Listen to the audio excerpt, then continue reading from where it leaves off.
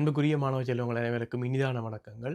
இந்த காணொளியிலே நாட்காட்டி தொடர்பாக முக்கியமாக இருக்கக்கூடிய குறிப்புகளை பகிரவிருக்கின்றேன். ஏற்கனவே நீங்கள் கற்றுக்கொண்ட விடயங்களாக இருந்தாலும் அவற்றினை மீட்டு பார்ப்பதற்கு இந்த காணொளி உங்களுக்கு உதவியாக இருக்கும். அந்த வகையில் நான் முதலாவதாக மாதங்கள், அங்கே இருக்கக்கூடிய நாட்கள், அவருடைய திகதிகள் அமைகின்ற ஒழுங்குமுறை தொடர்பாக முதலிலே தெரியப்படுத்த இருக்கின்றேன்.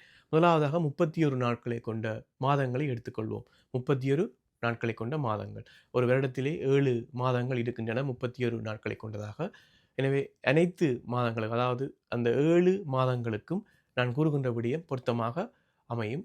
31 நாட்களை கொண்ட மாதங்களிலே எப்பொழுதும் 1ஆம் திகதி, 2ஆம் திகதி, 3ஆம் திகதி, 1ஆம் திகதி, 2ஆம் திகதி, 3ஆம் திகதிகளிலே அமையக்கூடிய நாட்கள் அந்த மாதத்திலே 5 தடவைகள் காணப்படும். 1ஆம் திகதி, 2ஆம் திகதி, 3ஆம் திகதிகளிலே அமையக்கூடிய நாட்கள். உதாரணமாக 1ஆம் திகதி வெள்ளிக்கிழமையாக இருந்தால் 1ஆம் திகதி வெள்ளிக்கிழமை, 2ஆம் திகதி சனிக்கிழமை, 3ஆம் திகதி ஞாயிற்றுக்கிழமை. இந்த வெள்ளி, சனி, ஞாயிறு இந்த 3 நாட்களும் குறித்த மாதத்திலே அதாவது 31 நாட்களை கொண்ட குறித்த மாதத்திலே 5 தடவைகள் காணப்படும். அதே நேரம் 4ஆம் தேதி 4, 5, 6, 7 இந்த 4 தினங்களிலும் அமையக்கூடிய அந்த நாட்கள் அம்மாதத்திலே 4 தடவைகள் காணப்படும். எனவே 31 நாட்களாக இருந்தால் அந்த மாதத்திலே 1ஆம், 2ஆம், 3ஆம் திகதிகளில் வரக்கூடிய நாட்கள் 5 தடவைகளும் ஏனைய நாட்கள், ஏனைய தினங்கள் அதாவது ஒரு வாரத்தில் 7 நாட்கள் இருக்கின்ற போது முதல் 3 நாட்களும் இந்த மாதத்திலே வரக்கூடிய இந்த முதல் 3 நாட்களும் 5 தடவைகளும் ஏனைய 4 நாட்களும் 4 தடவைகள் காணப்படும். இது 31 நாட்களை கொண்ட மாதத்திலே நாட்கள் அமைகின்ற விதம்.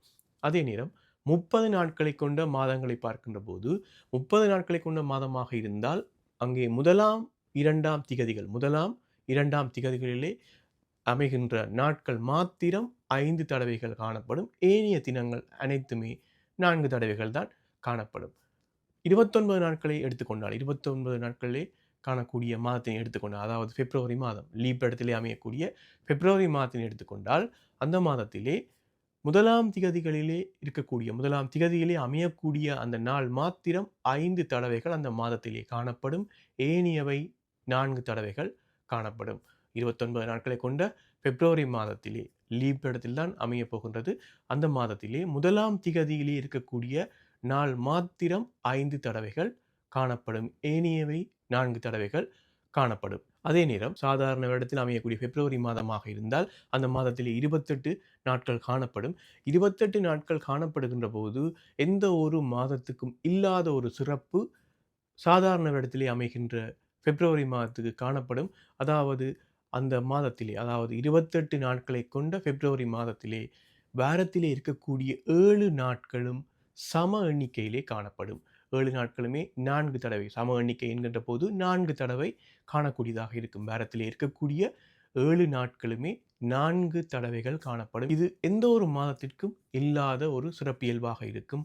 அதாவது சாதாரண வருடத்திலே அமைகின்ற பிப்ரவரி மாதத்தில் அனைத்து நாட்களும் சம எண்ணிக்கையில் 4 தடவையிலே காணப்படும். இதனை நினைவில் வைத்துக் கொள்ளுங்கள். எனவே 31 நாட்கள், 30 நாட்கள், 29 நாட்கள், 28 நாட்கள் என்ற வகையிலே மாதத்தினுடைய நாட்கள் வேறுபடுகின்ற போது அந்த மாதத்திலே அமைகின்ற நாட்களுடைய எண்ணிக்கையும் மாறுபடும். இதனை முதலிலே தெரிந்து கொள்ளுங்கள்.